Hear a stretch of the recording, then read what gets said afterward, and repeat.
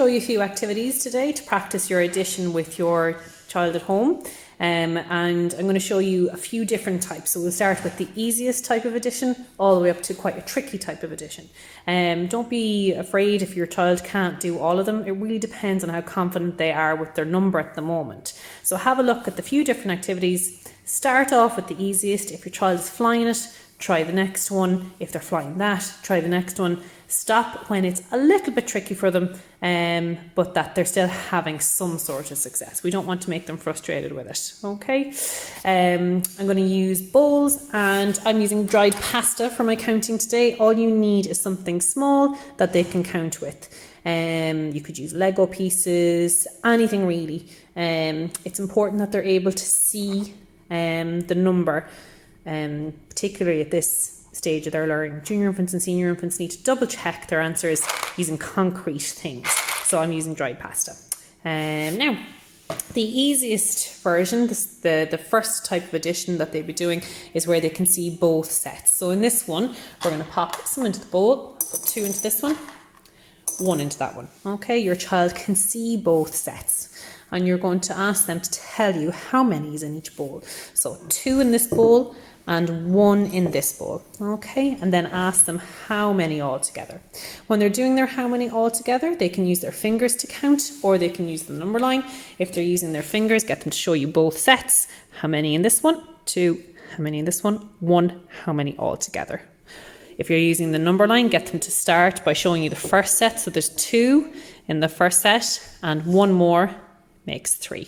Now you're going to get them to write the sum. They can use the number line to look and check and make sure they're writing the numbers in the right way. So in the first bowl we have 2, in the second bowl we have 1, and that makes 3 altogether. So there you go, that's the easiest version where they can see both sets.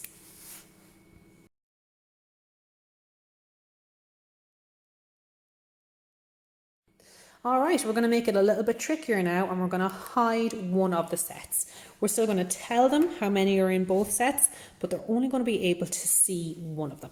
So we put 3 in this bowl.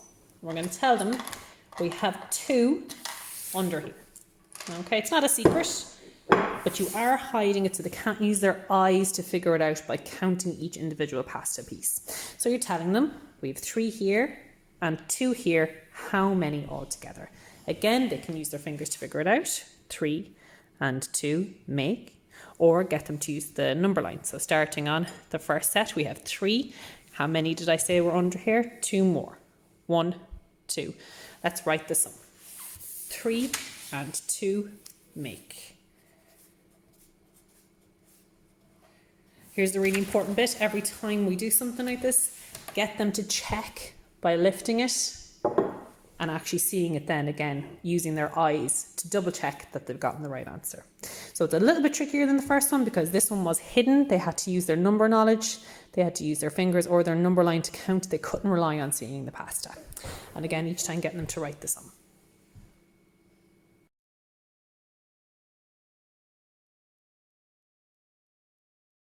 All right, let's step it up a little bit further, and this time both sets are going to be hidden.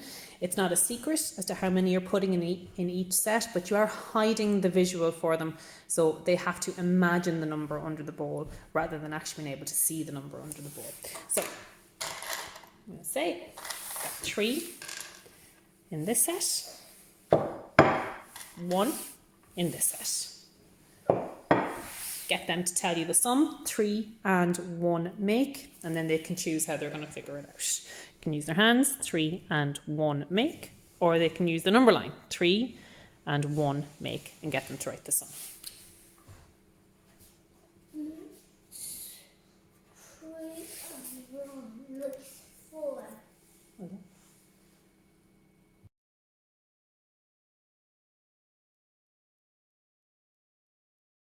This last one I'm going to show you is a very tricky one. This one is for children who are really confident with their number. They've got a really good visual of what numbers look like, and they've had a lot of practice with regular adding all together. Don't worry if your child can't do this. It takes a few steps to get there. Only try this one if you've done a good bit of the other ones where the sets are hidden and they were really flying it. Okay, the last thing we want to do is to frustrate anybody, so it's for somebody who's ready for it. Okay, and in this one, they're going to see one set. Okay, so you can say, I've got how many in here? They can tell you there's 4. All right. At this point, you're going to get them to close their eyes and don't let them peek. Then they can open their eyes. So the only information they have at the moment is that there's 4 in here. You're not going to tell them how many is in here. You're going to tell them how many there is altogether. And I'd suggest you write the sum for them this time first, because it is that little bit trickier. So you're going to tell them that you have 4. And under this one, you have some more, and altogether there are 6. Okay, so that's what it looks like there. There's 4 in this bowl, you can see it.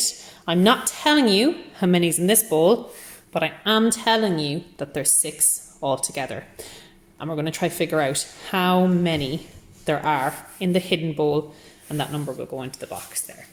Now, 1 or 2 ways they can figure this out. Some kids might just be able to know that the answer is 2 because they've got that concept of number. Try to get them to explain how they got the answer if they just pop it out. It's a really good skill for them to actually be able to vocalize it.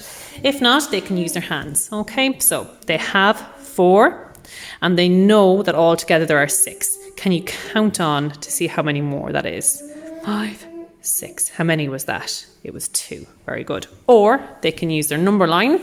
So we know there's 4 and we know that all together in the 2 bowls there's 6. So how many is that all together? Let's see if we can count on. 1, 2. Right. Let's see if we're right.